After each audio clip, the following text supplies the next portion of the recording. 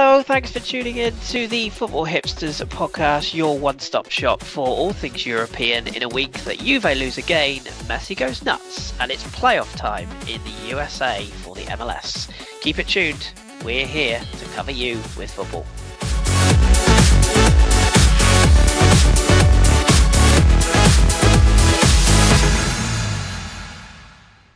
Hello and welcome to the Football Hipsters podcast. I am your host, Kris, and once again, it's that time of the week where we talk about the weekend's football just gone across Europe. And tonight, I'm happy to say, the crew's back together, or the band's back together, whichever way. I suppose the band's back together sounds more exciting and more hip. So, I'm happy to announce that we have Tom and we have John, and welcome back to Drew. Good evening, everybody. Hello. Evening. Token is back. Hi, guys.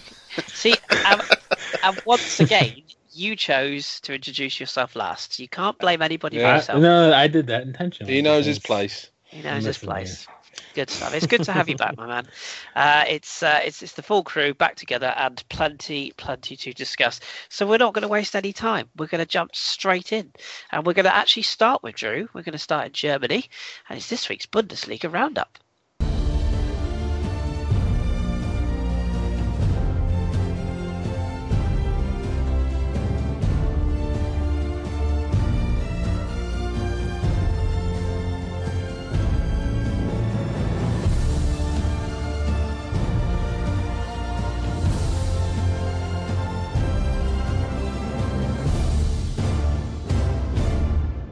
Right then, Drew. So, as I say, we're going to start with you because we've missed you. We've missed you dearly. So we're going to rock straight on with your games. Shall we start in Ingolstadt? Because they went into this game with Borussia Dortmund, no less. Your Borussia Dortmund, bottom of the Bundesliga. It is a bit of a crazy season, that said. But could you have could you comprehended the idea that Ingolstadt would be leading this game not once, not twice, but three times and still not winning the game? Maybe, not winning the game. I'm not really shocked considering the form they've been in this season. But if this was last season, I might say that, they'd be a little bit more disappointed to just get a point. They've not started well, but this is another instance where Dortmund's weaknesses have come to the fore.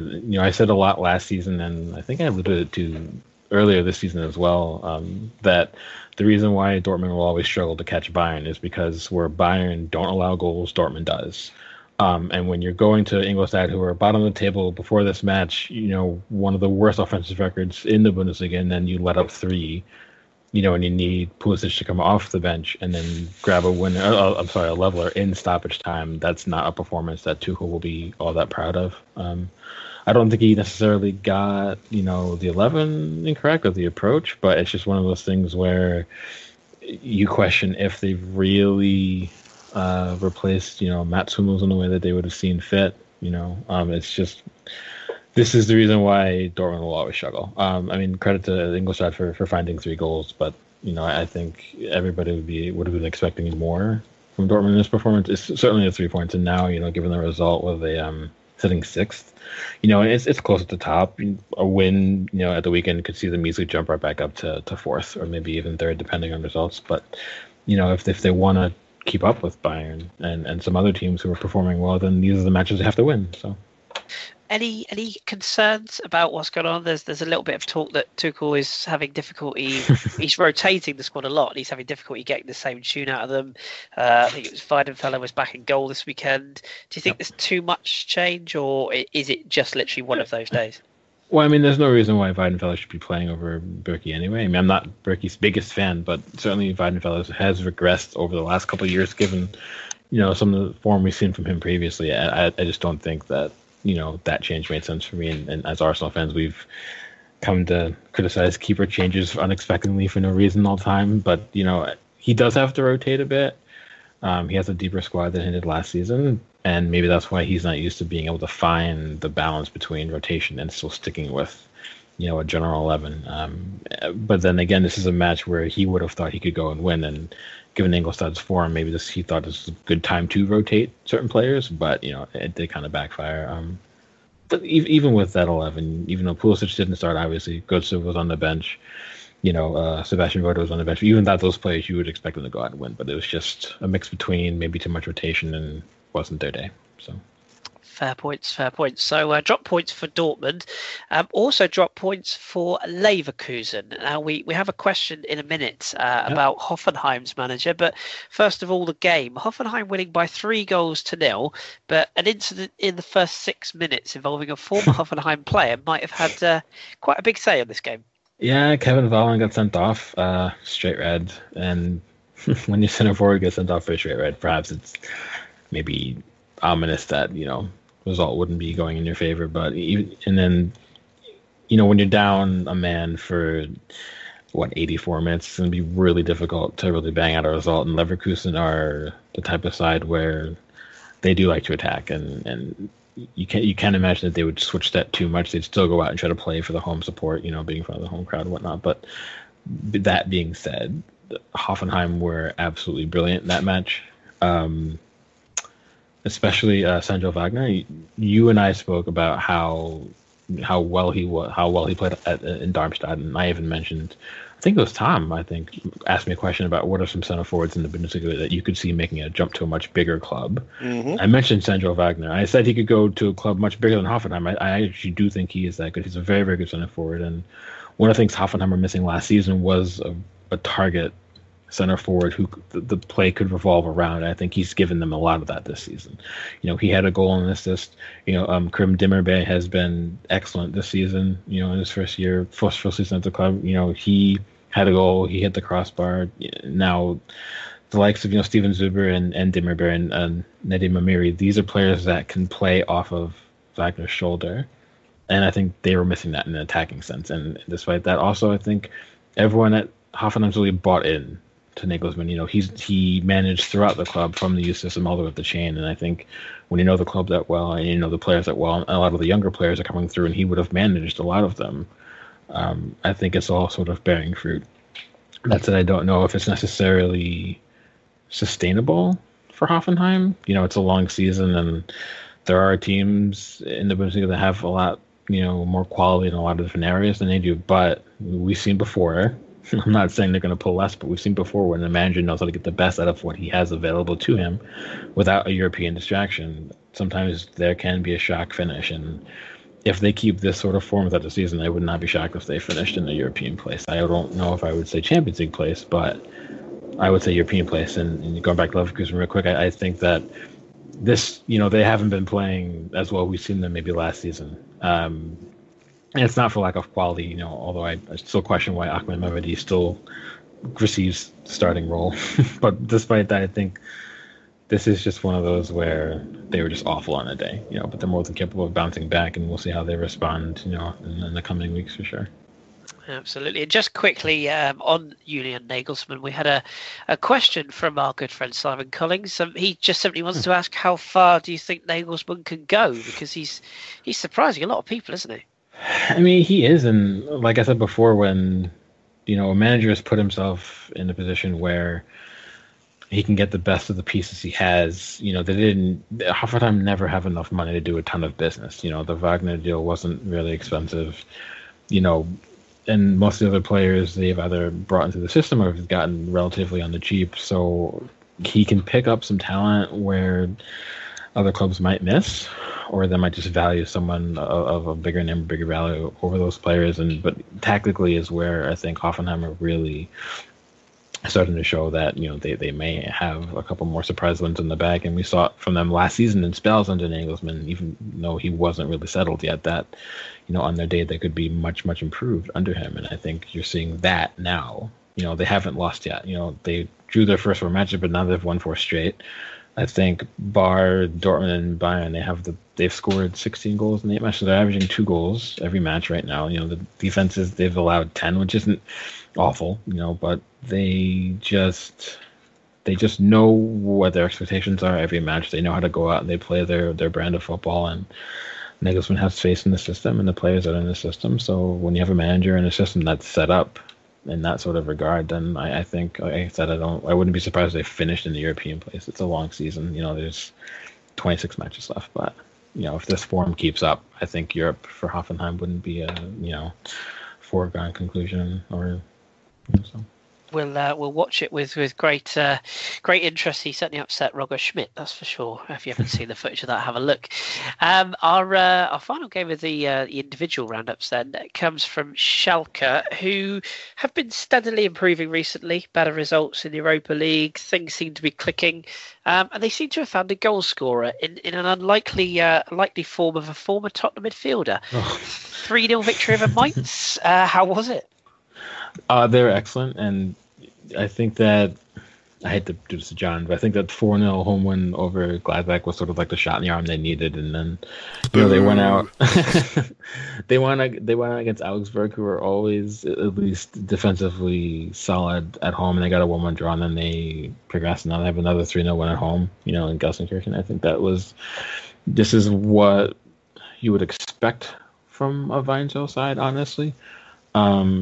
They're never going to want a ton of the ball. Mainz still had their fair share of chances. They had their fair share of the ball. But at the end of the day, Schalke was just more clinical. And for me, I just feel that, how do I put this?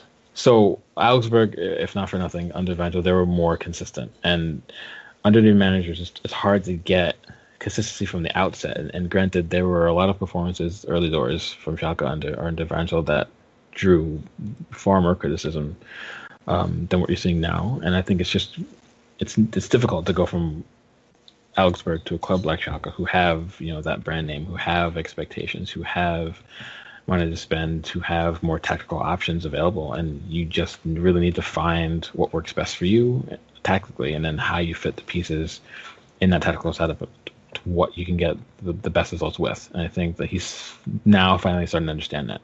I don't think you're going to see a lot of show-stopping performances from Ben Taleb. I don't think any of us would claim that after us, seeing him quite a bit in the Premier League with Spurs. But, bar that performance, I think, when you see players like Leon Goretzka and Alessandro Schopf and, Benedikt Höwedes and Max Meyer, those kind of players who Schalke really need to highlight more often when they're playing well under Weinzel, then they'll have a much better chance of winning. And you didn't really see that this season up until the last couple of weeks, but now that they're getting the best of their best, I think Schalke will go on and look to improve week by week, and then we'll see how they're shaping up right before the winter break. But I think you're going to see more consistency from them moving forward.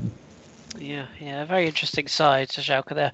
A lot of people seem to be one of those clubs that people have as their second team in Germany for whatever reason. They're one of those kind of clubs, but good result for them nevertheless. And speaking of results, what were the other results from the weekend? On Friday, Eintracht went to Hamburg and 1-3-0, which at this point is really not surprising. I would go out on a limb now and say that I think Hamburg will probably not avoid the drop this season.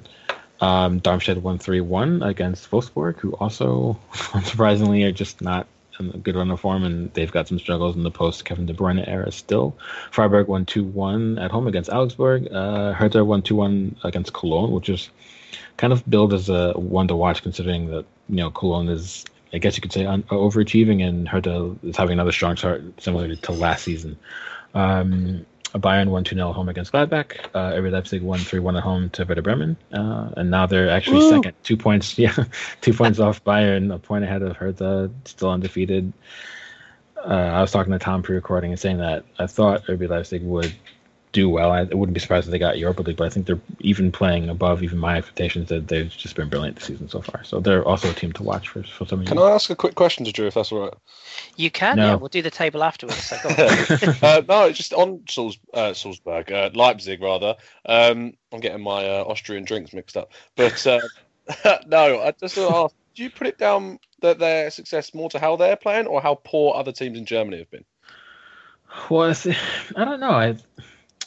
Maybe a bit of both. It could be slightly circumstantial, but when you look at the figures, they are scoring goals and they're getting goals from a lot of different sources. So we've seen, take last year, for example, Hertha failed to score as many goals as they needed to stay in the top four because they're really only getting goals from two people.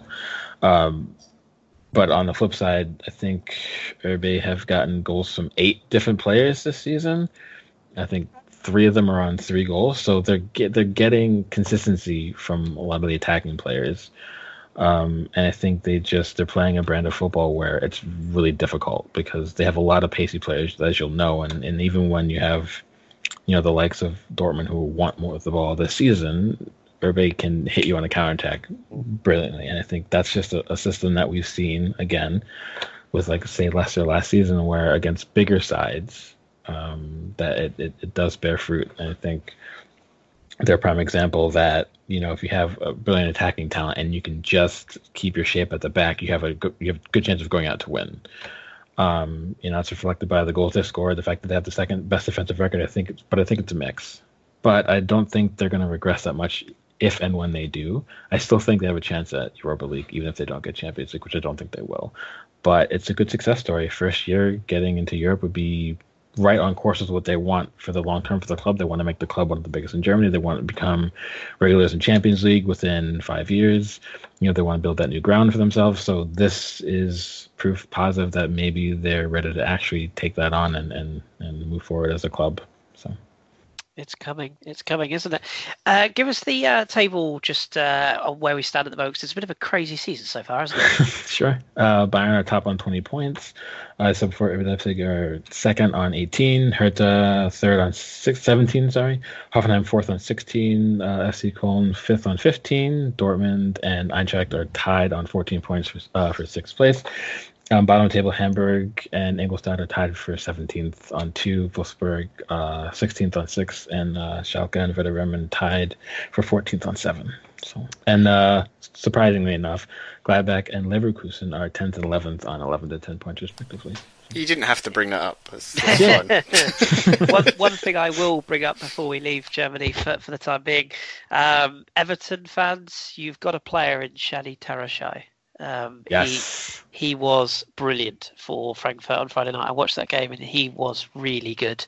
But the Albanian. Yes. Albanian, Swiss, whichever you prefer. You know what they're like. They kind of go across both nationalities. But he looks a real player to me. And also, you're having a bad day, Hamburg, when Haris Seferovic scores against you. I'll leave that one there. Very, very true.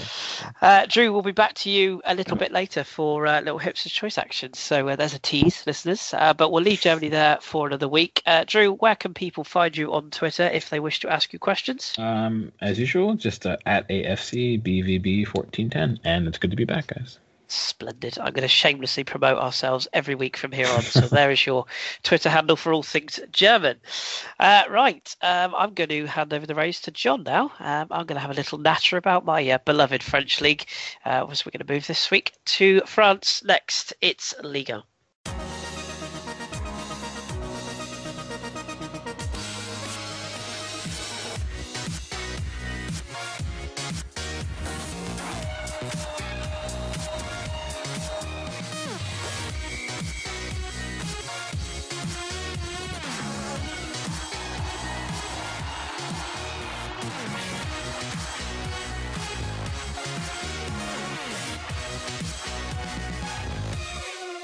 Right, good evening everyone. On to Liga. Shall we start with a slightly less than classic Le Classique, Kris? You've stolen my thunder. That's sorry. That's exactly the line I was going to use. The slightly unclassic classique. Yeah, it wasn't the best. To be fair, it was a 0-0 draw at the Parc des Princes, and fair to say, quite underwhelming. Or was it? I mean, I suppose depends what your kind of football tastes are, I suppose. If you like a quite stubborn defensive 5-3-2, 3-5-2 at times display, then that would be fine. We should touch on the news, of course, that Marseille's takeover by Frank McCourt is finally done and dusted, and they got themselves a new manager who, John, you might be quite familiar with, a gentleman by the name of Rudy Garcia, formerly of Lille and, of course, Roma last season. He's in charge now. And I actually tweeted pre-game. I was like, I wonder, is he going to go defensive? Is it going to be a kind of a bit of a attack PSG?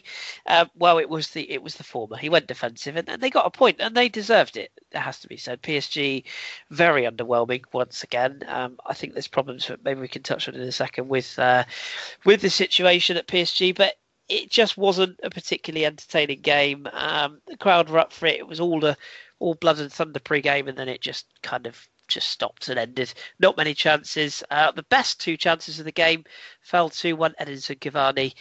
You can probably guess the rest. It ended 0-0. So what can I say? I should just touch briefly on, as I said, the issues between Unai Emery potentially and the natives. There were a lot of PSG fans that were not happy with the performance. Marco Verratti was substituted.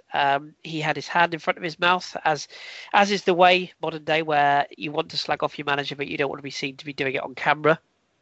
He was clearly not happy. Also not happy was Angel Di Maria, who was also substituted. Fair to say all is not well in Paris right now, but things may be on the up, at least for Marseille. It's a good point away from home, and they're going to have quite a bit of money to spend in January if they can get there without being too far down the table. Yeah, it's a really good result for Marseille considering the sort of run and the start they've had this season, and last year was such a mess as well. Emery really doesn't look like it's working out there for him. Lots of reports in Italy about the Verratti disgust at his substitution, and lots of Italian clubs getting excited that they might be able to try and buy him, bring him back home, so to speak. Having just signed another 4-year extension to his contract, but because contracts mean so much in football these days. Yeah, I was going to say, but yeah, contracts mean nothing. And I think the weird thing is they left out Matuidi. The one that I cannot understand, and I like Thiago Motta because he's an old campaigner, he's an old pro, he's a bit of a pillock, but he is a very good player at what he does. But not playing Gregor Kucharyak is just, I cannot understand why. Tom will know from his Sevilla days, he breaks up the play so well. Yeah. He drives the team forward. He's a presence. He's an organiser. He's a leader. And to leave out him and Blaise Matuidi, I don't get it. And it makes no sense because he loved him at Sevilla. Yeah, so. He did. The one thing he has done right, I will say, is bringing Alphonse Areola as a starting goalkeeper now, because Kevin Trapp's been pretty average for at least 18 months now. So there is signs that that's good, but the rest of it just looks disjointed. And I've said it before, and I'll keep saying it. If Edinson Cavani is your only centre forward, you ain't going to win very much.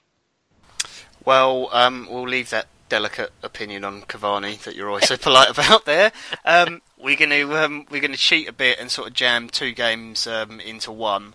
The 2 leaders in the league, Monaco and Nice. Monaco hosted Montpellier at home, and Nice had a away trip to Metz. Both won. Both still looking good. Monaco scoreline a little bit deceiving, maybe, on the overall performance though.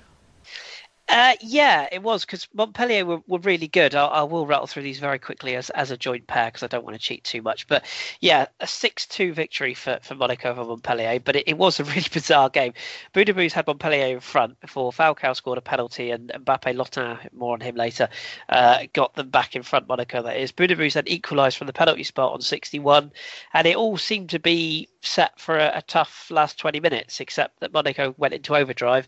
Jemison scored to make it 3-2. Germain from Lotin's cross made it 4-2, and then Lamar 2 minutes later 5-2, and a late finish from Traoré to make it 6-2. But Montpellier were quite good. They just kind of ran out of legs a bit.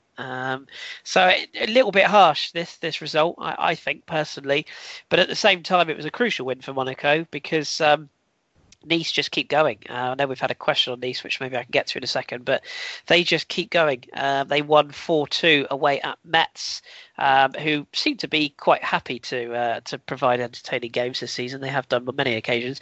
But Alassane Player, who's a player I really like, actually, I must admit, he got a hat-trick in this game.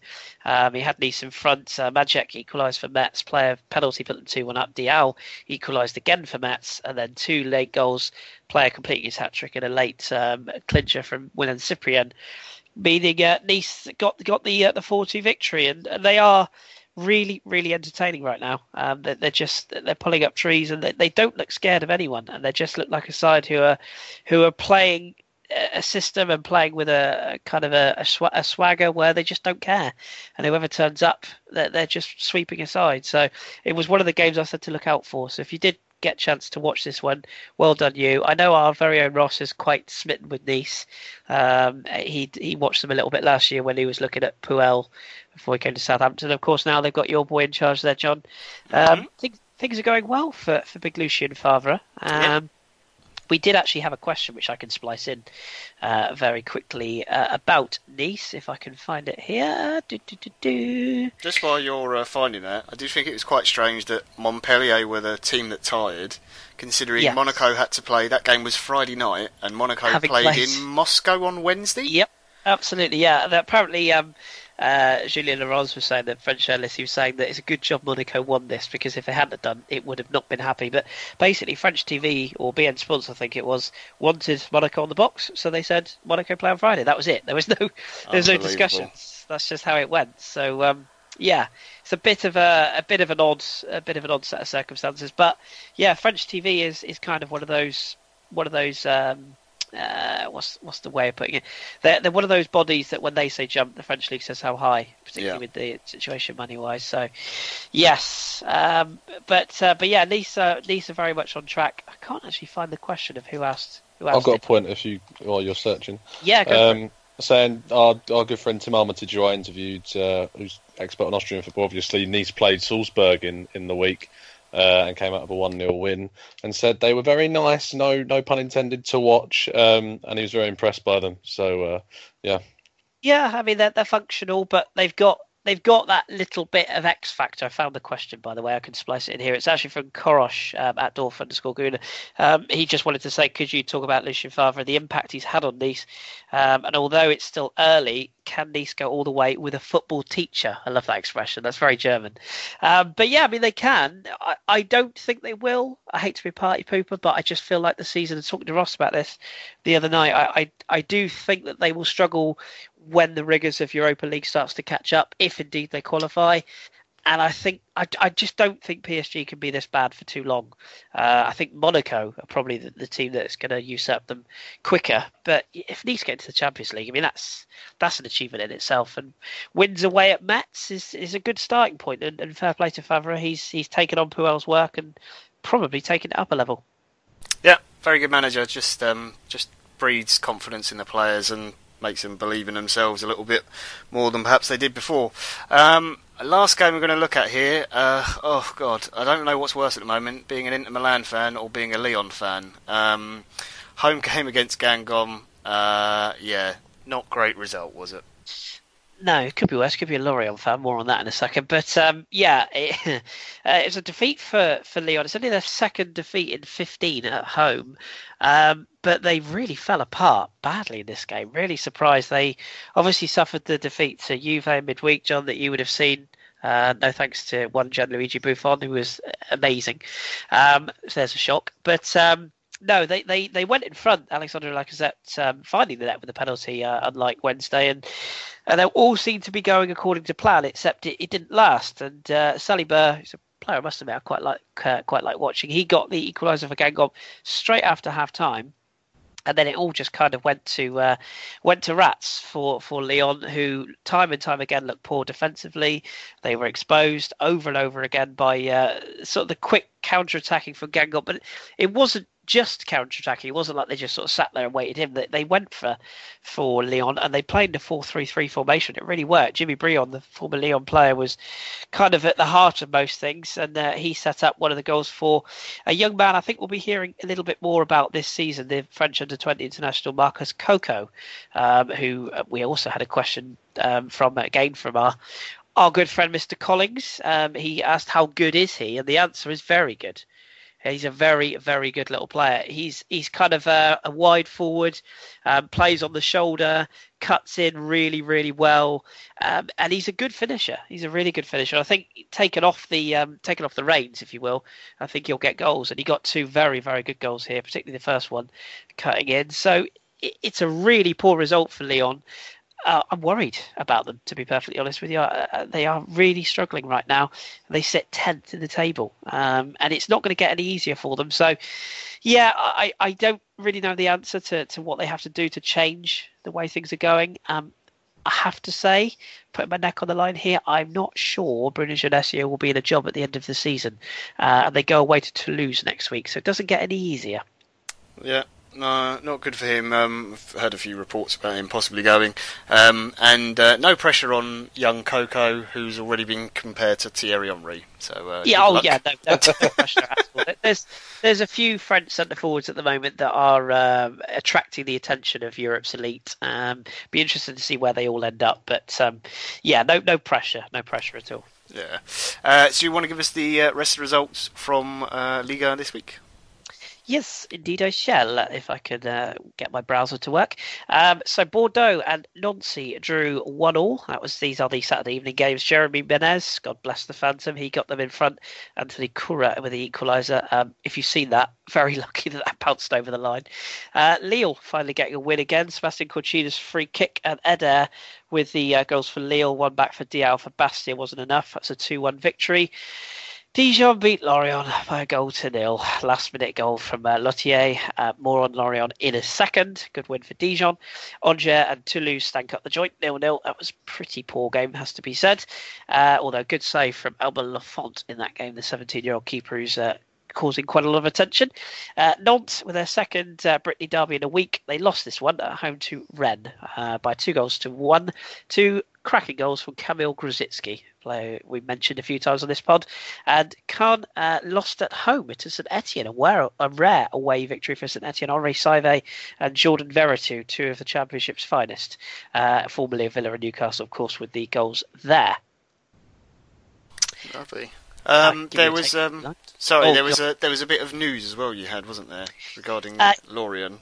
Yes, unfortunately so. Other than the news, of course, as we said about Marseille employing Garcia, there was a sacking this week. Unfortunately, Sylvain Ripoll, the Lorient manager, has walked the plank, unfortunately. It's not been going well for Lorient this season. I think we all know it's not been going well for Lorient. Me key to that point as they sit bottom of the table currently. And unfortunately, that results, the 1-0 defeat to Dijon was the end of the road for Mr. Ripoll.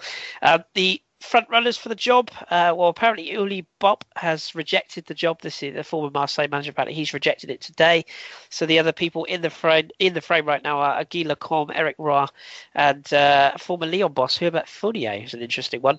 Although the one that I'm particularly keen on, and probably most Lorient fans are keen on, is Roland Courbis, who you might remember used to manage at Montpellier. So yes, interesting, but they need something because they're a mess right now and they cannot play football for toffee. So let's hope that things change quite quickly.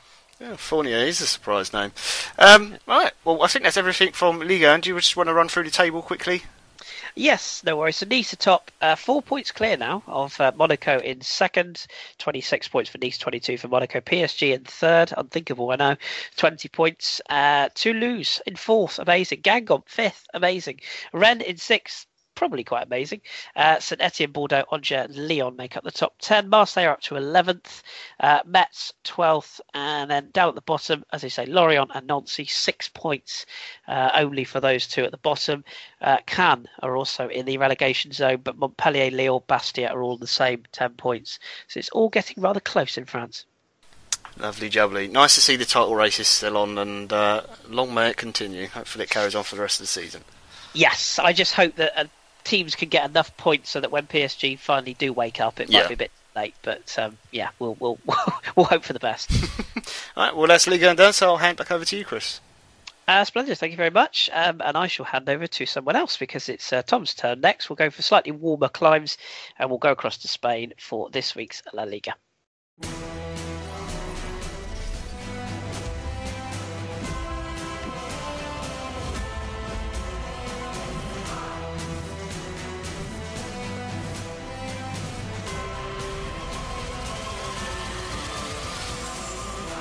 Okay, Tom, let's start with a team that's quite close to your heart, Espanyol. Faced Eibar. Yeah, indeed. I thought of you, actually, because Eibar, they were kind of running riot in one half, and then it all changed in another half. Tell us what happened. Yeah, it sure did. Basically, Espanyol seemed to still not be able to decide that they want to play football. It's nice to see people playing in their right positions. For once, David Lopez, who we signed back from Napoli in the summer, was playing in midfield, which was good to see. But Eibar went 3-0 up in the first half. Goals from Sergio Enrique, an own goal from Diego Reyes, and Kike with the third after a brilliant rework goal, a little chip into the box that Sergio Enrique ran onto and laid across for Kike to make it 3-0 at half time. And then we decided to start playing football in the second half. Hernan Perez with a brilliant strike laid off by Piatti to hit it into the opposite side of the keeper. And then Piatti in the 73rd minute got a second. It was a bit of a scruffle in the box, but managed to get a foot on it and slam it home. And then, well, I should say, before Leo Baptistao got the equaliser in the 92nd minute with a fantastic goal from the outside the box, Felipe Caicedo, who's obviously our Ecuadorian striker, who last season was a bit of a saviour at points, but still struggled for game time and fitness, came on, hasn't really been in favour because of Leo Baptistao coming in from Atletico Madrid in the summer, and got sent off almost instantly for some stupid, just awful fouling, and just he went over to our new manager, Kike, who was at Watford last season, and Kike stops him and has a word. I say a word, probably an angry few words that we can't repeat on this podcast. And if I was to put any betting on it, I would bet that Caicedo may never play for the club again, from what I saw. So, yes. But ended 3-3. Good point in the end. I hope it's a turning point, but honestly, your guess is as good as mine with this Espanyol team. Yeah, crazy game, but a fun game nevertheless. 3-3. We always like a 3-3. Who likes a 0-0 anyway? Yeah. Moving on. Less said about 0-0s in this podcast, the better after Saturday. Anywho, right, let's look at another game now. To look at Villarreal 2, Las Palmas 1, most people who don't follow Spanish football would go, well, why are you picking that game out? I think it's fair to say there was a goal in this game that was worthy of picking this game out. There definitely was. I'm trying to look back and think of a goal in the past that I've admired as much. I know we're Arsenal fans, but I do look at that Rooney goal in the Manchester derby. Some say he shinned it with the overhead kick, but I look at that as one of the greatest goals I've seen. And this goal really does rival it, in my opinion. Lovely bit of build-up play from Espanyol. I wish it was Espanyol. Las Palmas on the right-hand side. Tanner madly involved. Him and Momo have been brilliant this season so far. But the man that got on the end of the ball, Kevin Prince Boateng, was laid in by a little 1-2 with Tanner. Tanner replies with a ball in the chipped into the box and back heel volley in the air across the box. Kevin Prince Boateng scissor kicks on the about a 90 degrees angle and smashes it across Villarreal keeper Sergio Asenjo to the bottom right hand corner. Absolutely fantastic. I will tweet it out from the podcast. I'll link the video in the description so you can all watch it. It is absolutely brilliant, and it's just a shame that Las Palmas didn't come away with anything from the game at the end, because the second half came round and Nicolas Sansone, been speaking out about him for weeks, has really hit the ground running for Villarreal, smashed in an equalising penalty. And then Bakambu in the 92nd minute after being assisted by Roberto Soriano. See, John, these Serie A players coming in doing pretty decent players with Bakambu. Yeah. Shh, don't tell anyone. And Bakambu finished it off in the 92nd. He's returning from fitness, so it's good to see him scoring, but not so good to see Las Palmas not coming away with anything. Lovely kit, though. Lovely kit. Yeah, has to kit watch back again, as usual. You know me. But no, it's fair to say that had that goal been scored by a Barcelona or a Juventus or a PSG, it would have been everywhere. But because it's little Las Palmas, it's not got the airing it deserves. So we will indeed tweet that later on, so you can all enjoy it. And it wasn't just the actual goal itself, the build-up as well from the back. Yeah, it was brilliant. Really, really good. And they're enjoyable to watch, Las Palmas, this season. Do give them a look. Let's have a word about our third game then. We mentioned in the intro that Lionel Messi was not a happy camper this weekend. He'll be happy with the results in Valencia, but maybe not the celebrations afterwards. No. Well, first of all, I must say that before the game, Neymar announced that he signed a new 5-year deal, so that should end speculation over his future. And then not so good news for Barcelona at the beginning. Iniesta suffered an injury, which looks like it will keep him out for a while. Definitely the Clasico, so that's a big blow for them. But they got a bit better depth this season, so hopefully they can bring someone in to replace him. But it was just a game which you look at the referee. The referee didn't have a great game, lots of mistakes. Busquets should have had 2 yellow cards. At least could have had 3 yellow cards, pulling players back 3 times. Mascherano and Umtiti should have been penalised for giving away penalties, and they weren't. But getting into the goals, Messi put Barcelona 1-0 up in the 22nd minute, assisted by Rakitic, and smashed into the bottom right-hand corner. And then Valencia in the second half turned the game around. Manir obviously came in with a sale of around £10 million, and he's got a buyback clause. But he smashed in a great goal after being set up by Danny Parejo at first time. Pass to Stegen, and then Rodrigo put them 2-1 up with Nani little chipped pass into the box. A lot of chips this weekend into the box, and Rodrigo smashed in the half volley. And Suarez, only just 6 minutes later, smashed in a box. There's a lot of smashing going on, and not the way you're thinking, Chris. No. Luis Suarez smashed in a shot from the right-hand side after it fell to him in the box. And 3-2, 94th minute. Of course, Barcelona get their hashtag Spanish Fergie time and got a penalty. But it was against Diego Alves in a way, who you think that his record with penalties, he obviously went the right way, but Messi just curled it into the side netting. It was an unsavable shot. But then we must mention the controversy at the end. Celebration, which is controversy to say, did they celebrate right in front of the Valencia fans? They're at Valencia, you can't really escape the fans. In a bit of a huddle, a bottle gets thrown, or lots of bottles and stuff got thrown, in fairness, and one lands right in the middle of their huddle, and hilariously they all react as if they'd been shot. Obviously they're clutching their heads when the bottle didn't really hit anyone, and then Messi went away from that and celebrated right in front of the Valencia fans, swearing at them and raising his fist in celebration. So chaos at the end. Great match of football, in fairness. Lots of great goals, and it's just a shame that Valencia couldn't come away with anything. Yeah, it was a little bit nonsense at the end. Can you confirm, because I know you're in the know on these things, the Neymar the Neymar contract. Can you confirm that this was subject to him never ever doing that stupid run up for penalties ever again? I'm not in the know that much. I'll have a word though, because contacts and all. But I would say no. He will probably do it again. Once Neymar does something, it's hard to say not to do it. Hence those little rainbow flicks that pisses everyone off. That's a poor answer. Canton out. Sorry. Okay. Right. What were the other results then from the weekend's action?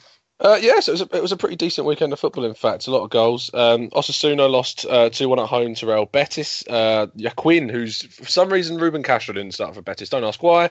Yaquin played up front but scored and got the opener. Roberto Torres equalised. And then Riviere, that bloke that came from Newcastle, but love him, don't you, Chris? Got sent off at the 87th minute. And then Gutierrez got a 90th minute winner for Betis. Obviously, we've done Espanyol and Eibar, Valencia and Barcelona. Real Sociedad won 3-0 against Deportivo Alaves. Alaves really loosened steam now. Obviously, you remember they beat Barcelona at the Nou Camp. Xavi Prieto, William Jose, who came in from Las Palmas, a great signing, and Carlos Vela, a name from the past, got the 3 goals for them. Granada and Sporting Gijón played out the dullest of dullest games in a 0-0 draw, and one of the at point really doesn't help either of them. Celta Vigo won 4-1 against Deportivo La Coruña in the northern Spanish derby, I believe that is. Hugo Malo, Iago Aspas got a brace, and Oriana got the 4 for Celta Vigo, with Albentosa, of all people, getting ahead from a corner for Deportivo. And then probably a game of the weekend in terms of result-wise, Sevilla beat Atletico Madrid.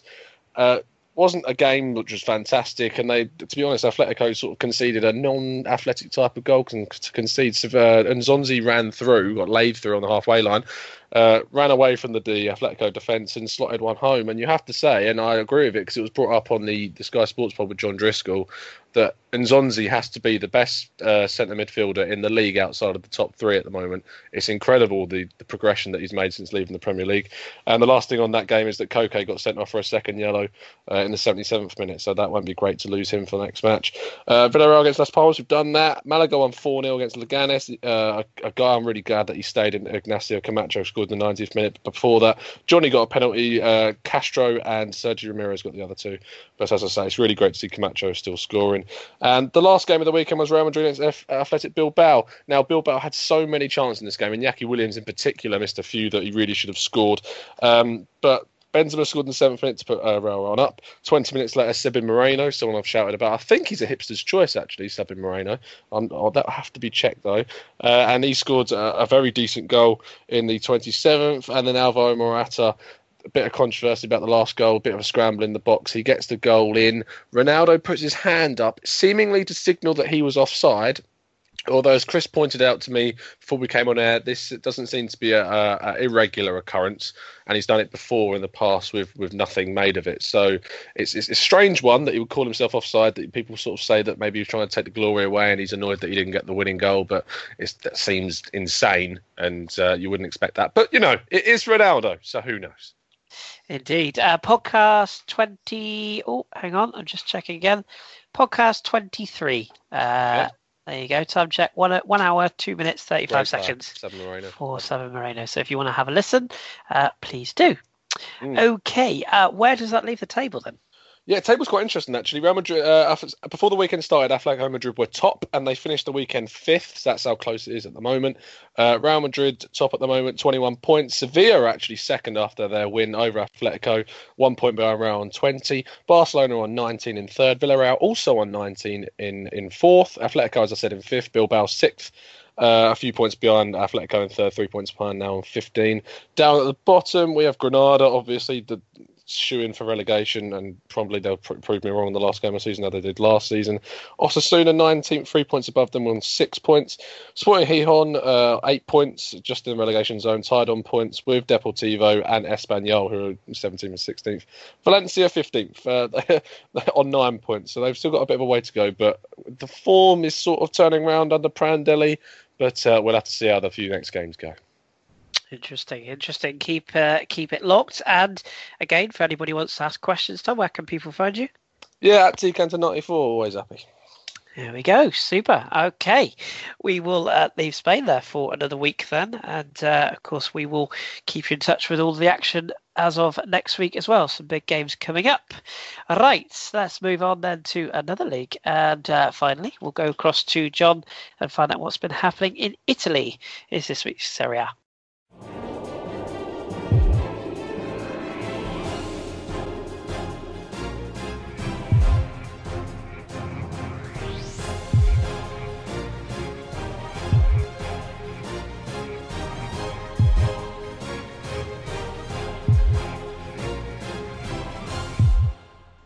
Right, John, let's move into Italy then and speak about, first of all, the Derby della Lanterna, which is, of course, for those who are not familiar with it, Sampdoria and Genoa.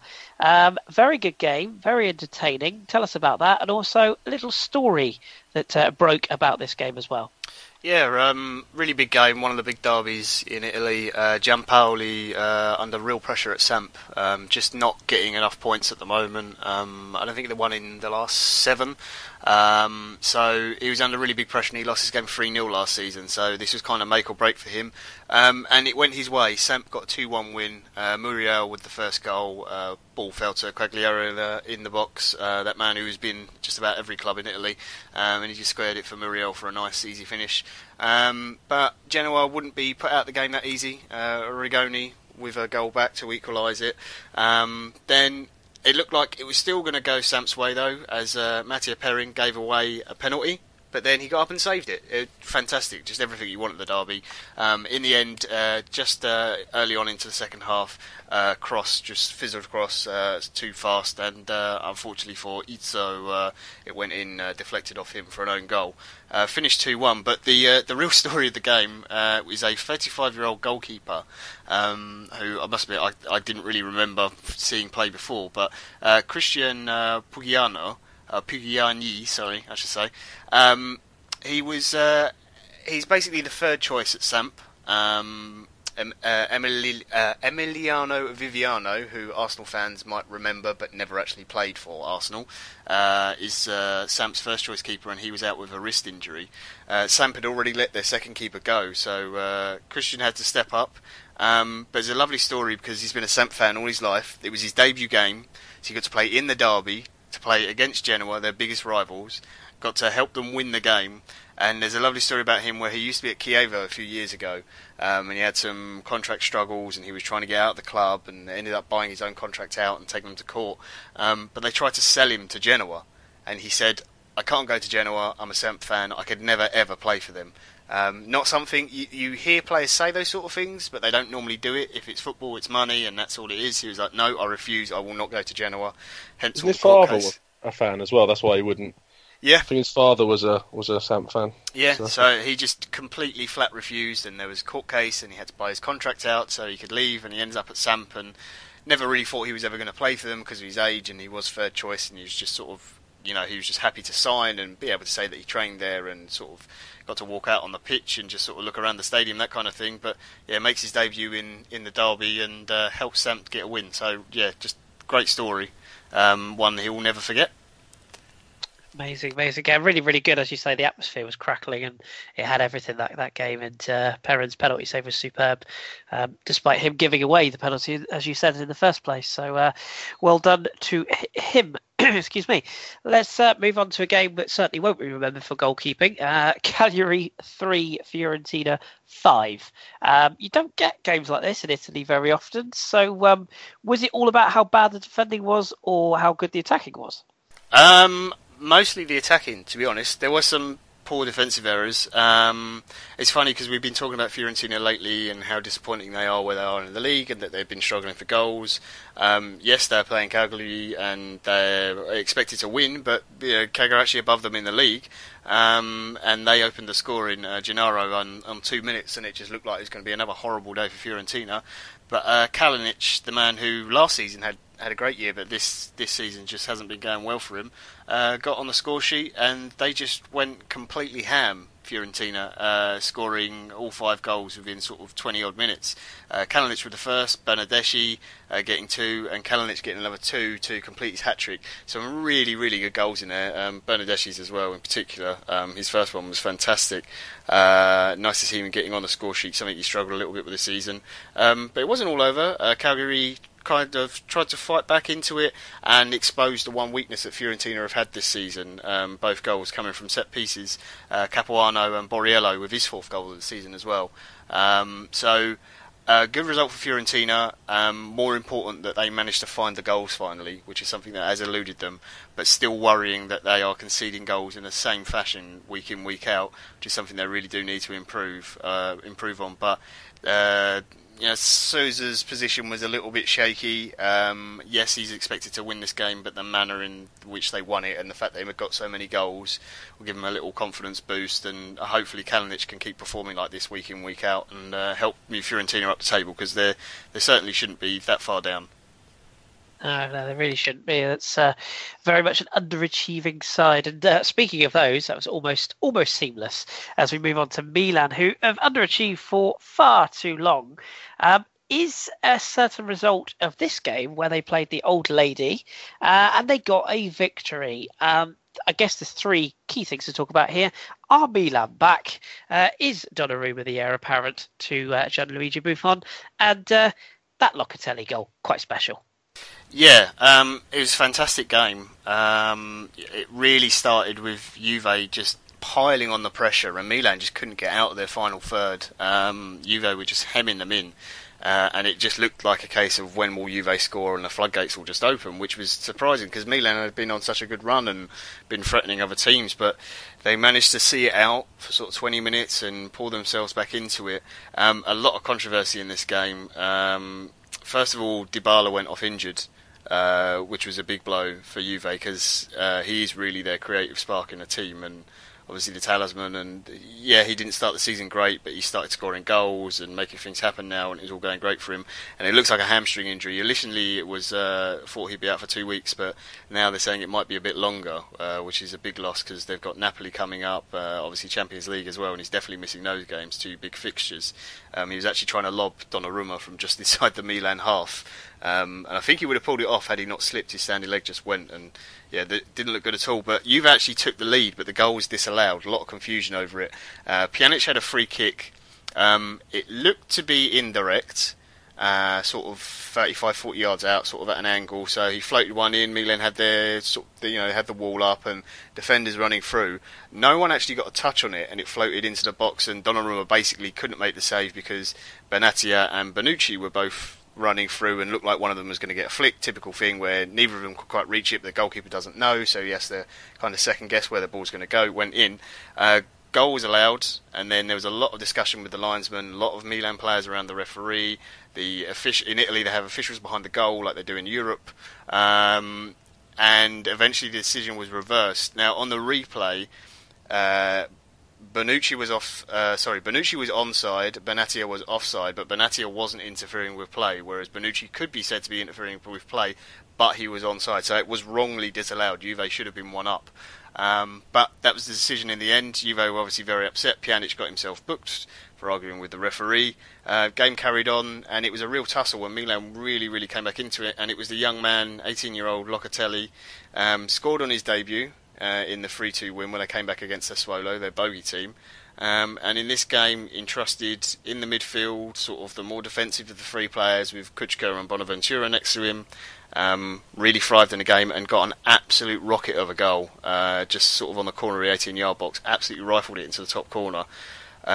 Just amazing game for him. He's had 2 shots on target in Serie A this season, and both goals have been absolute stunners. One with his left and one with his right foot.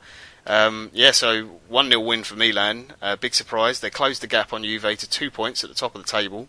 No one really saw this coming. And apparently Juventus can't win in Milan. So really, really good result for them. There's just a great feeling around the Milan side at the moment. Lots of young players. And as you say, Donnarumma, right in the last minute, Sami Khedira had an absolutely brilliant shot, and Donnarumma pulled off an absolute worldie of a save to keep it at 1-0. And it looks like Montella, the confidence is building. It's gone from hopefully, we need to get back into Europe to, okay, now we can challenge for the Champions League spots maybe. No one's talking about the league just yet, but I don't know. There's a real good feel factor around the club right now, and it's just nice to see. As much as I'm an Inter fan, it's just good to see AC Milan back at the top near the table, because that's where they should be, and it just makes the league much more exciting to watch. Agreed. I love the quotes from, was it the president or Montella? I can't remember, about Donnarumma, and they said that they were going to offer him a new contract, but he would be offered it when he was an adult.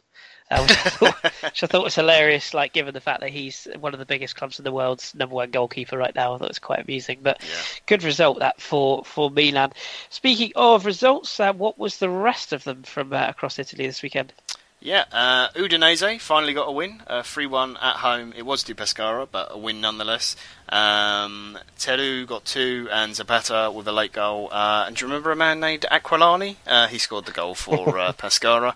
Atalanta, they got a 2-1 win at home against Inter.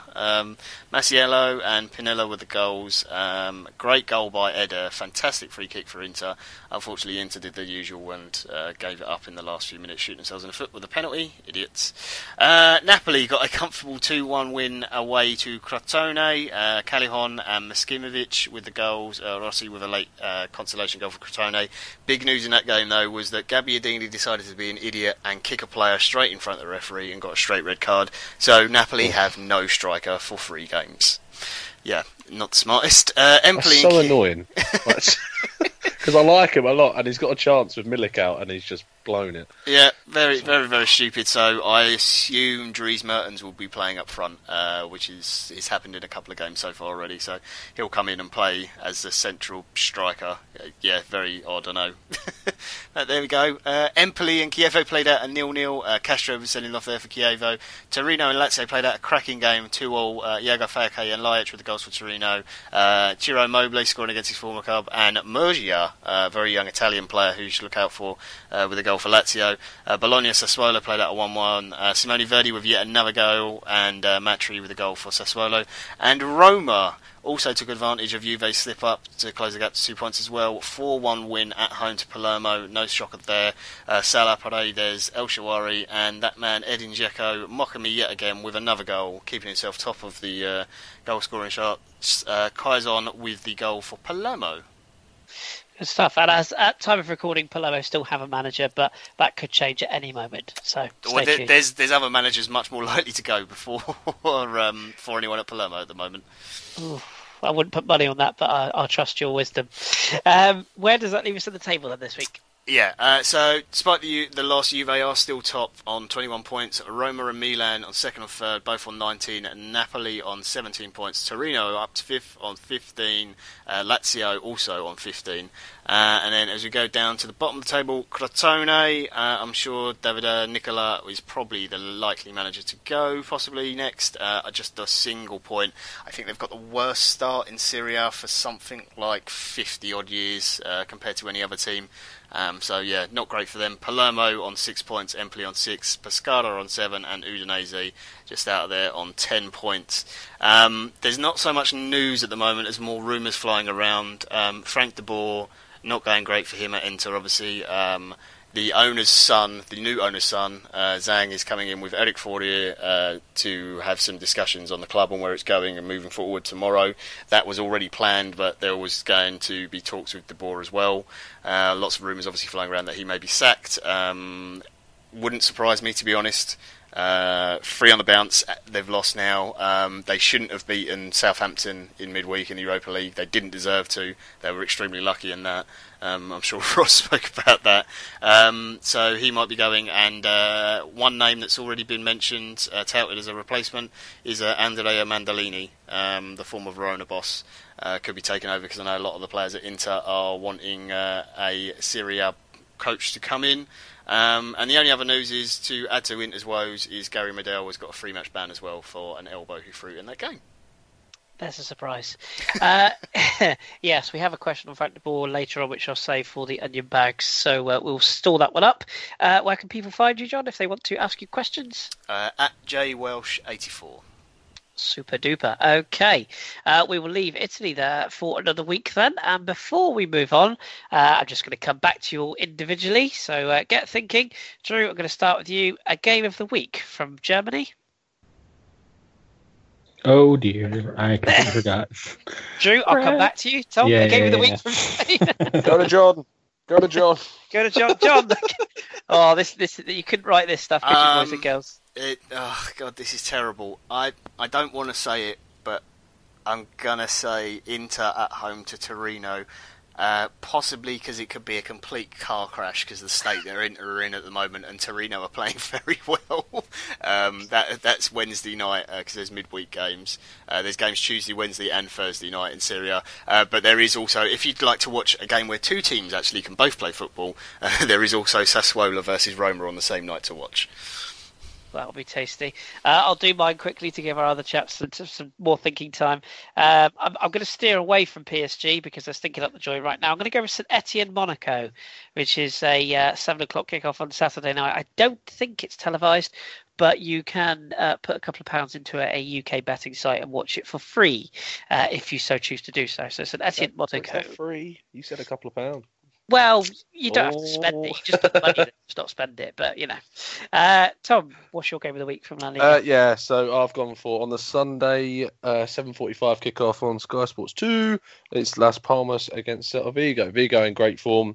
I'm hoping to see some great football again from Las Palmas. And it'd be interesting to see if they can win away from home, Celta, because that's their homes in Vigo's becoming a bit of a fortress. So it's good to see if they can get an away win to build that momentum.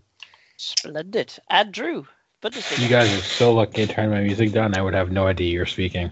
As much as I want to say Dortmund Schalke on Saturday, as it's a massive rivalry, I'm gonna go with Hoffenheim at home to Hertha, fourth playing host to third, a win for Hoffenheim, and you know if RB Leipzig slips up, then they're up to second. So that's the one.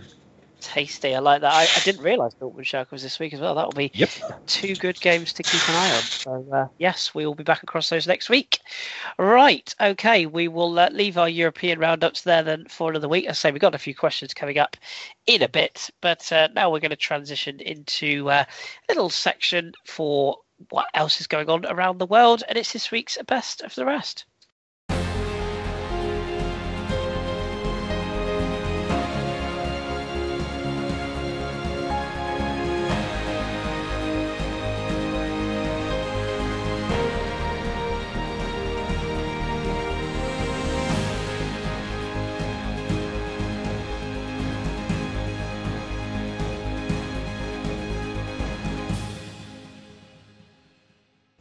Okay, we're going back to America for this week's Best of the Rest because if you are on Twitter or indeed if you are in the United States of America, you'll be fairly aware of hashtag Decision Day in the MLS or in MLS. I shouldn't say the MLS. I'll get rocks thrown at me.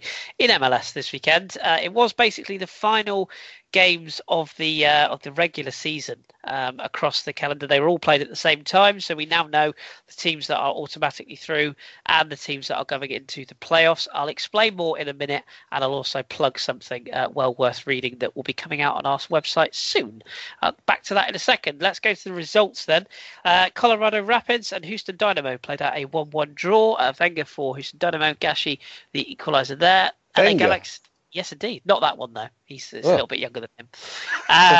And LA Galaxy and Dallas stunk up the joint 0-0, but that does mean the result for Dallas means that they are the Supporters' Shield winners for this season. New England beats the Montreal Impact by 3-0 for Gundes, Agudelo and Kai Kamara with the goals there. New York City FC, Patrick Vieira's New York City FC winning against Columbus Crew by 4-1. Mendoza, Harrison, Shelton and David Villa with the goals there. Kamara with the reply for Columbus Crew. Orlando City, Kaká and all, won by 4-2 against DC United. Kaká was on the score sheet, in fact, as was Julio Baptista, along with Higuita and Molino, Saborio and Igbonoike for Chicago Fire. Man, they're getting the goals for DC United. Philadelphia Union losing at home to the New York Red Bulls, I should say. Badly Wright Phillips, the Golden Boot winner, he got one goal, as did Muyol, who's been very, very decent for New York Red Bulls recently. 2-0 victory for them. The Sounders with a 2-1 victory over Salt Lake. Mulholland with the reply, having goals conceded from Fernandez and Roldan, the winner for Seattle in that one. Sporting KC beating San Jose Earthquakes by 2-0. Benny Fellhaber and Graham Zusi with the goals there. Toronto winning over Chicago Fire. No shock there. DeLeo putting Fire in front, but Giovinco, he's back. Morrow Osorio with the goals for Toronto. Goosens with a late reply. And the Vancouver Whitecaps secured title as Canadian champions this season. Giles Barnes, remember him? Probably not, but he used to play in the UK. 2 goals for him, Pedro Morales and Mesquita with goals there. Diego Valeri for Portland Timbers, who you might remember won the league or won the supporters won the MLS title, as it were, the overall title winners last season. They won't be going to the playoffs this year, unfortunately. They bow out. Our good friend Nova Rock and, of course, our good man Danny, the GFP, follow the Portland Timbers, but they will be following them this season no longer, as their season is done and dusted. So what does that all mean? Well, basically, you have the conference semi-finalists, FC Dallas, Colorado Rapids, New York Red Bulls, and New York City FC are your 4 auto qualifiers. So you got the 2 for the Western Conference, Dallas and Rapids, 2 for the Eastern Conference, New York and New York, as it were. So they're already through. In the Western Conference, Dallas will face either LA Galaxy or Real Salt Lake. Colorado Rapids will face either Seattle Sounders or Sporting KC. And New York Red Bulls will face either Toronto or Philadelphia. And New York City FC will face either DC United or Montreal Impact in the conference semi-finals after those knockout round games are played. October the 26th and 27th are when those 2 knockout round games will be played, and then the semi-finals will be played on October the 30th, first leg, and November the 6th for the second leg. So we will keep you across those. If you want to read a little bit about how all this shakes up, our good friend NN Guna, Jimmy, has written a very comprehensive piece in 2 parts about the MLS and how it all shakes out with regards to the playoff system. We will be releasing part 1 of that in the coming days, and then we will release part 2, obviously, in the coming days after that. So if you want to have a read, please do check out our blog section on the website, and he will fill you in on all the information. So there we go. That's MLS done and dusted for the time being. As I say, we'll keep you across how things shake out in the playoffs when they get underway. Anyone would think that Drew might cover the MLS, being in America. Yeah, Are you insane? No, absolutely not. Probably less said the better. Yeah, Drew, which as you are from New York, which team that plays in New Jersey do you support? Jesus, why? I just can't. Like, when I was growing up, I guess, the Red Bulls were the Metro Stars a long time ago, and like Giovanni Savarese and Tab Ramos played for them and such. But I can't. I hate the MLS. Straight up, can't stand it. It's awful. Absolutely awful. When Didier Drogba is in the worst form of his life and come over here and absolutely destroy people, that should tell you something. He refused to play, didn't he? Well, was it 2 weeks ago? He refused to come on. He refused to play a match. Something like that. I don't know. That he might sign for Napoli. Yeah, still might. I mean, but Giovinco's there.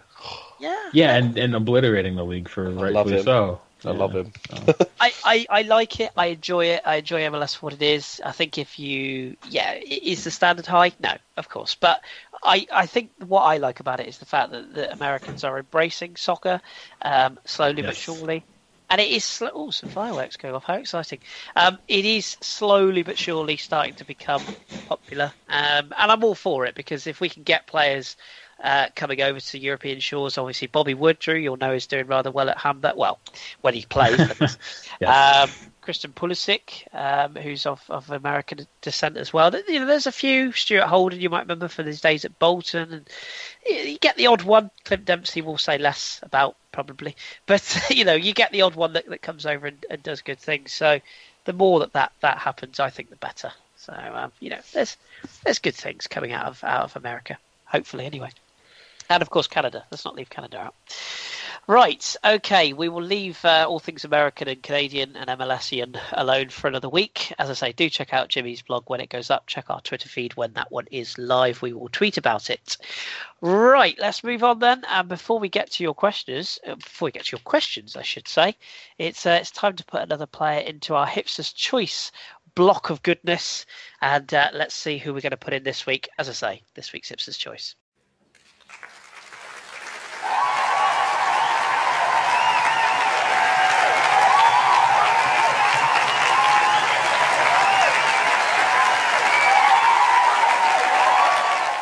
Okay, this week we're going back to the Bundesliga in awe of Drew's return. We're going to put another player from the Bundesliga into our Hipsters Choice section. This week, then, we're going to go for a man who plays for Bayer Leverkusen, and he goes by the name of Benjamin Henrichs. So what do we know about Benjamin Henrichs? Well, as I say, he is Leverkusen's property currently. He's the number 39, and he's also a Germany under-21 international. He stands at 6 foot tall and 170 pounds. He's right-footed, can play at right or left back, and he's a client of Adidas. He wears their X16.1 shoe or boot, whichever you prefer. He was born on February the 23rd, 1997, making him 19 years of age. Sickening. In North Rhine-Westphalen's city of Bocholt in Germany. He joined Leverkusen's youth system when he was 7 years old and progressed through the ranks eventually, playing for the under-19s in 13-14 season. After impressive performances for Leverkusen's under-19 side in the youth leagues, Henrichs was called up by the senior team in the 15-16 season, made his debut at Signal Iduna Park in a 3-0 loss to Borussia Dortmund. Oh, I nearly made a really big error there. He came on for Kalin Bellarabi in the 78th minute, and he would go on to make a total of 10 first-team appearances, including one in the Europa League, while still captaining the under-19s, where he scored 6 goals in 16 appearances. Not bad for a fullback. His Europa League debut came in the round of 32 game in the 79th minute. He came on for Admir Medmedi in a 1-0 away win at Sporting Club de Portugal. In his appearances last season, Henrichs incredibly featured in no less than 8 different positions. Yes, you can look them up. We have counted them 8 different positions. Henrichs was poised to become a regular in Roger Schmidt's first 11 after being an unused sub in Leverkusen's 16-17 away loss against Mönchengladbach. He has started at left back for the following match against Hamburg, where Leverkusen won 3-1, and he provided an assist for Joel Popalos. I always pronounce that. Polopalo's 91st minute winning goal. Since then, he started and played 90 minutes at left or right back in all of Leverkusen's league games 5 and the Champions League games 3, making his Champions League debut against CSKA Moscow on September 14th. He's also become a regular for Germany's under-17 and under-19s, and recently was called up for the under-21s to continue their qualification campaign. And what do we know about his strengths and weaknesses? Well, you can find what we think of his strengths and weaknesses from our very own Drew's copy or post, we should say, via the Outside of the Boot website, which Drew will tell you about a little more in a moment. But he is a versatile and comfortable player across the pitch, added to his ability to contribute heavily in attack and defence. His numbers at youth level highlight his ability to not only be a fairly creative wing-back, but also he tends to be one of those that stops chances coming in, and he's a player who we generally think can play well through a long ball or indeed short balls further forward, or getting forward himself and trying to provide an assist into the area. On the same point, with his venturing a bit forward, Hendricks is also rather adept at putting in a good tackle. 3.3 tackles won over the 90 minutes on average, as well as cutting off passes between the lines before the opposition can get into the final third. As far as his weaknesses go, he's still prone to mistakes and lapses in concentration at the back. However, at 19, it's only to be expected. And he also needs to improve his consistency of his long balls from the back.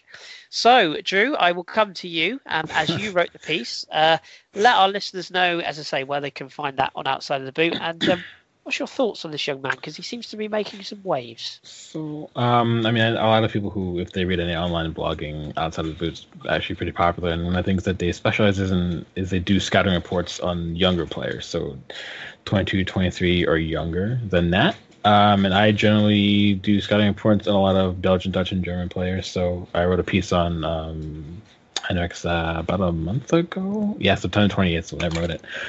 You can just go to outsideoftheboot.com and then go to scout reports. And then you can filter through all the ones that have been posted. They just post it by date. So you have to scroll down a little bit to find the one on this particular player. But no, for me, I think like he's taking the chances because I generally don't think that Leverkusen have a better option, at least at right back. Tinjedvai can play right back. I say he can play there because he's been put there, but I don't really think he's very good at that. I think he's better off at center back, but the problem with that is, you have Jonathan Tah, who is one of the biggest up-and-coming center backs, if not in Germany, in Europe for sure. Omer Toprak gets a lot of time there as well. Alexander Dragovic just came over, although he hasn't really been. He only played 2 matches, but he wasn't really excellent in those 2. But so Hendricks has come in. Let me try to find the figures. I think in 64 appearances for the Leverkusen under-19s, he had 11 goals and 20 assists. For even when he wasn't playing for the forward for a right back. That's very, very solid. So he does like to get forward. He does have some technical ability where he can beat his man. He's got some pace. His passing numbers for a Leverkusen side who'd like to switch between counterattack and possession, I think he's passing at 81 or 82% this season at the moment. So it's actually not very bad considering he's got, the likes of Julian Brandt and such to play a through ball or a long ball too. So he's very versatile. He's very multifaceted for such a young player. He's only 19.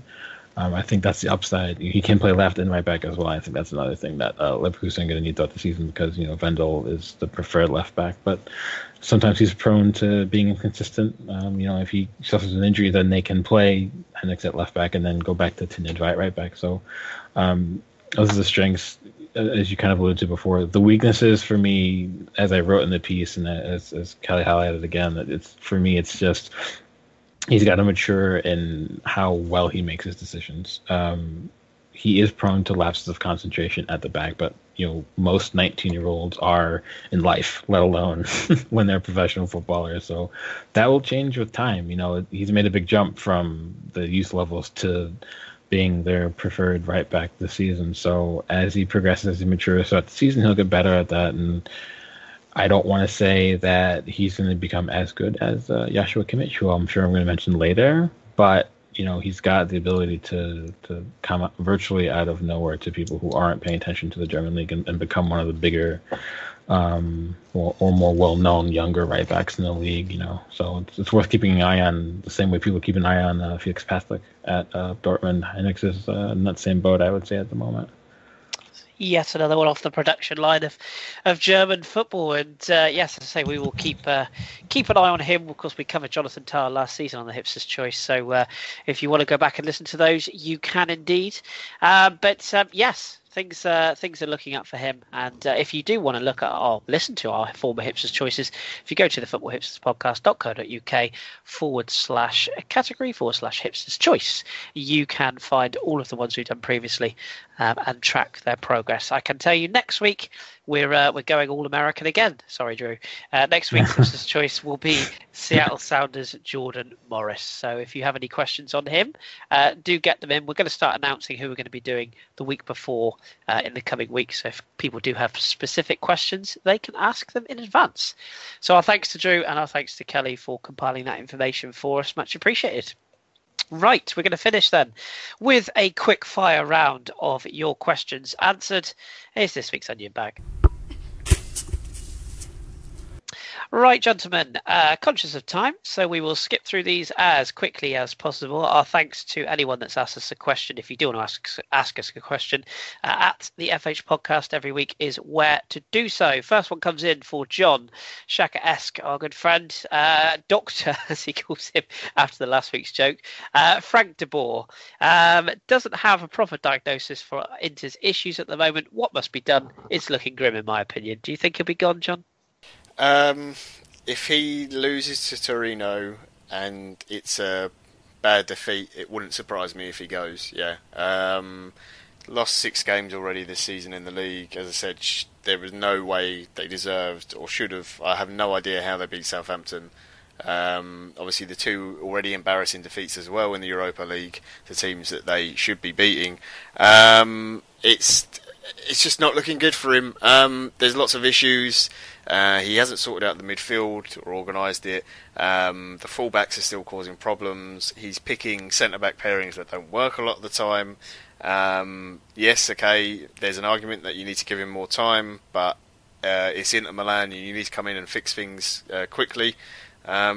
And if he doesn't do it, then yeah, he'll be gone. So it wouldn't surprise me. If he wins against Torino, though, then he gets to keep his job and maybe go for another couple of weeks. But if he lasts it out to the winter break, I'd be very surprised. I'm just about to take on Inter on my FIFA career, so I will sort them out, John. Don't worry about it. It will all be fine. Question for Tom. Same person asking this one, Shaka-esque. Is Isco the key for Real Madrid? Why isn't he used more? And why is there so much hatred from Madrid fans against Morata? Why is there so much hatred from Real Madrid fans in general? I don't know. But in terms of Isco, he's a great player. I really like Isco. I love his technical ability. I love his quick passing. I love his quick feet. But quite simply, he plays in a team which doesn't suit his best position, which is either playing on the left-hand side of midfield or in the sort of in the hole behind the strikers. And they don't play that. They play with a 3 in midfield and obviously the 3 up top. So it's just not really his best position to play. But I don't know why Morata gets hate. Probably because he's not scoring as many as they'd like him to. It's really hard to judge some temperamental Real Madrid fans so often in this climate of football. But I like him. As I said, I would have taken him as an Arsenal fan from Juve in the summer. But I think that he'll come good eventually, and there's a reason they bought him back. It's not like a Real Madrid will buy you back for no reason. I hope not. But no, surely he'll come good. And it was great to see him get the winning goal at the weekend, and he can take that forward. And to be fair, there's a lot of people have been saying that him and Benzema should play up front with Bale and Ronaldo on the wings. So interesting point. Yeah, absolutely indeed. Another question here for you, Drew. Emmanuel Davila at Emmanuel C. Davila. Do you think BVB can finish below the top 4? Interesting question. We always ask about the other way around, but can they finish outside the top 4? And do you think we could have a new winner of the Bundesliga this season? I think that, yeah, they can. I think there's so much quality in the Bundesliga, even in some of the quote-unquote smaller sides, that you're at the point now where you see a lot of more, upset results than you would have seen, maybe 4 or 5 years ago. When Dortmund was had a chance at the league, and then Bayern retook it from them, and it was basically Dortmund Bayern every season. It could happen. Like I said before, Dortmund will always score goals, but if they don't sort themselves out at the back and become more consistent there, and really find a way to mask the fact that for me at least, they're still missing Mats Hummels in a big way, then anything is absolutely possible. That said, I still think they will finish in the top 4, but it wouldn't shock me if they didn't. As for a new winner, no, I think Bayern will still do it. But I don't think it's going to be as necessarily as dominant as under Pep. Ancelotti didn't have to do any work in regards to player recruitment. Really, he could just take in the same team, and he doesn't have to change much. But you two can speak more about Ancelotti than I can, and certainly Tom can as well. But just for me, I feel like he's not as charismatic manager as Pep for sure. And I feel like maybe when things sort of down and out, Pep would always get up and try his best to be that manager and get people back on track. But for me, I feel like Ancelotti's a little bit different. So when Bayern slips, they might slip a little harder than seasons past, but they have so much quality. I think they'll still win the league. Fair enough. Okay. Let's ask another question here. If I can quickly find it. Yes, one for John. Calvin Boombox, great name. That's Calvin _Boombox. Manuel Locatelli. Any grabbers? Kids got skill. Get them young or wait it out? Yeah, I mean, there's so many clubs interested in him, but he really loves Milan and he's come up through that youth system. With Donnarumma, who's obviously been talked about a lot, and there's lots of other exciting young players coming through there. I suspect he'll stay at Milan. It's the best thing for him, really, his development.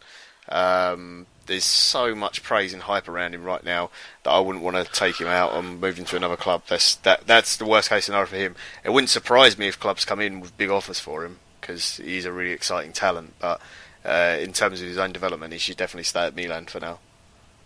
Fair point. Just going to ask this question quickly because Tom's going to leave us because he is needed in other places. So we're just going to ask this one question and I'll finish with Drew and John with another question. This one comes from our very own Ross. So I'll just get Tom's answer on this one before he shoots. He wants to know, he actually asked for 5 players from our leagues that should be on the Ballon d'Or list. I'm going to shorten this question because we didn't have a lot of time to prepare. So I'm just going to ask for a name for a player that you think will make the Ballon d'Or list in the future. So Tom, I'll start with yours from La Liga. This is more of a hope than more of this prediction, but I pray that Asensio fulfills his potential. It's just like Ronseal does what he says on the tin. He scored on his European debut in the Super Cup. He scored in his La Liga debut for Real Madrid, and then he went and scored in his Champions League debut for Real Madrid as well. This kid's got so much talent, great movement, great passing, great vision, and he's got all the makings of the next coming of the next great Spanish midfielder. So hope that he can in the future possibly get to that level of talent. Superb, thank you, Tom. We're going to let you go because I know you have things to do. So, thank you very much for your time, and I'll move on to the other guys. Thank you, Tom. Cool, no problem, guys. Have a good one. Thank you. Drew, same question to you then. A player from the future for the Bundesliga that you think might make that list? If you say Frank Ribery, I'm going to end you. No, I'm going to break the rules because it's my first day back in 2 months. I'm going to give you 2. Ousmane Dembele, obviously. He settled quite nicely at Dortmund, and as Kris raved about him all last season, I can equally rave about him this season. I think he's been brilliant. The other one is obviously Joshua Kimmich. The evolution of him coming through last season under Pep and playing center back, and then being shifted to right back by Jogi Löw, and then being arguably for me the best right back at the Euros, and then now he's being played more in center midfield, and I think he has 7 goals from 10 starts in center midfield this season, something astronomical like that. So he's every 6 months he's like made another leap in his progression. It's absolutely wonderful to see, despite him being a Bayern player. But this is what Germany does. So I would say those 2. Fair enough. You can have Dembele. I'll give you that. John, one from Italy from you. Well, the obvious one is Donnarumma, but I'm going to go with Stefano Sensi, player I talked about before. He's just broke into the Sassuolo side now. He's made a couple of appearances this season, already got his first goal. Started out as an attacking midfielder. He's still very young, obviously, but in his sort of youth development. But now sits back a little bit deeper, dictates the play a little bit more. Being compared to Pirlo, Verratti, that kind of mould. But yeah, can play anywhere in midfield and just a wonderful footballer. So again, like Drew, I just hope that his development continues, and hopefully you will see the best out of him in the years to come. Fair enough. I too was torn between 2. I guess the obvious one is Nabil Fekir, if he continues to get the fitness back and if things work out. However, I'm going to go full outside of the boot. I was going to say then outside of the general consensus that a lot of people think. I'm going to chuck you a name of Kylian Mbappe Lotan, who is a 17-year-old centre forward for Monaco. If you haven't seen this kid, please do. He has got it all. He's strong, he's quick, he's powerful, he's direct. He's just got everything you'd want at the age he's at. It's a very big shout to say he'd ever make the Ballon d'Or list, but if the progression stays as it has been currently, I would put him forward. So, he's definitely one to keep an eye on, and we will, of course, feature him on the Hipsters Choice in the coming weeks, so stay tuned for that. Right. 2 more questions, and then we will skip off because we've had a nice long episode this week. So, our good friend Janzeb, one for you, John. Could Napoli try Hamsik as a false 9 and play Diawara with Jorginho and Alan/Zielinski? Gabbiadini sadly ain't the answer. I'm not sure I necessarily agree that Gabbiadini isn't the answer. I think he's good enough. Obviously, he's being stupid and getting sent off doesn't help at all. In certain games, yes, he isn't going to work. The problem with playing Hamsik there is that he's so creative. Yes, he can score goals, but you lose that link in midfield. And the midfielders you mentioned, like Zielinski, Jorginho, Alan, they're all great players, but they're not going to make you goals. And that's really what Hamsik does. As I said earlier, I expect it will be Dries Mertens who will fill in. And it'll be him, Insigne and Callejon, basically sort of as a front three that floats about. I mean, Gabbiadini's actually probably his best position is actually coming from either as a second striker or coming from the right hand side. But you're not going to displace Callejon in the team, so that's why he's played through the middle. So that'll be it. I get the point of it, but I just think you lose too much of what Hamsik offers for the team if he is the false 9. Fair enough. And I get the joy of the last question, actually. I teased Drew there by saying there's another one, but no, there isn't. There's one for me, though. This one's also from Shakarasko Confetti. He says, with PSG struggling at the moment, it seems Nice, Monaco, Lyon have brought back the competition in France. Can this last? Well, firstly, my good man, Lyon, I'm not sure Lyon are quite there at the moment, certainly not on current form. But yes, Nice and Monaco have been really impressive. I've been really impressed with Monaco this season. Really impressed. They are by far and away the best organised side. The thing that they've really added this season is that they suddenly have decided they want to attack this year. They made some really good signings in the summer. Obviously, just mentioned bringing through the likes of Lotan, but the 2 fullbacks, Sidibe and... crikey, the other guy's name goes completely out of my head. Traore, I think it is. But they've improved the fullbacks. Obviously, John, you'll know all about Kamil Glick, who's just an old-fashioned, proper centre back, and I think he's really shored them up. They've got a good keeper in Subasic when he's on his form. Mendy, sorry, was the other fullback, not Traore. I get the two confused. But yeah, Benjamin Mendy and Sidibe on the other side. The progression from likes of Bakayoko in midfield, Bernardo Silva we all know about, Nabil Dira and Tony Lamar have also been exceptional. And then when you add into that the sort of experience factor of a Raji in the squad and a João Moutinho, they've got everything that could prove really, really good this season. And Falcao, I don't think he's finished, particularly not finished in Liga, because although it's a physical league, he will get chances, I think, in the French league. So it's all coming together quite nicely for Monaco. We've covered Nice earlier on. I think their achievements have been brilliant already this season. If they can keep it going to the end of the season, fantastic. I'm not sure they will, but I'll stick my head on the block and say I think Monaco can, if not win it, can run PSG very, very close this year. And I've already said I think Monaco will reach the Champions League quarterfinals this year, so maybe even further. Who knows? So there we go. Okay, some excellent questions this week. Thank you very much. So we have gone a little bit longer than usual this week to cover everything, but with Drew's return, it all got very exciting. So we wanted to make sure we gave maximum airtime. And Drew, you're back for good for the time being until work catches up again. Yeah, until further notice, I'll be back. I'll be here every Monday. Fantastic. There we go. So we can introduce you last every week for the coming weeks. Street cred has returned, guys. Don't worry. Good times, good times. Super. Okay, well, we will leave it there, but we'll leave you with a shout out because we like to give somebody a little nod and a wink each week on this podcast. So we're going to give a little shout out here to a gentleman who goes by the name of Sathak Kumar. Who's at Vallecano's. So no surprising, Vallecano's 1924, I should say. Wouldn't be too surprised to think that maybe he might be a Rayo fan. I reckon he is. But he wanted to get a hipster handshake for Rayo Vallecano. We don't actually do them anymore. We kind of ended that segment, sadly. But nevertheless, in spirit, you can have Vallecano, sir, and you can have a shout out. So many thanks. I believe Tom was saying he does a podcast about the Spanish League as well. So if you like your Spanish football, do look him up. Yeah, there you go. You've got his handle. Right, that'll do us then for this week. Thank you very much for tuning in. As usual, you can find us in the regular spots for downloads: SoundCloud, iTunes, Stitcher. If you're a bit old school, you can go onto YouTube and find us there. Give us a thumbs up, give us a review on iTunes, and give us a subscribe on SoundCloud. We appreciate it as always.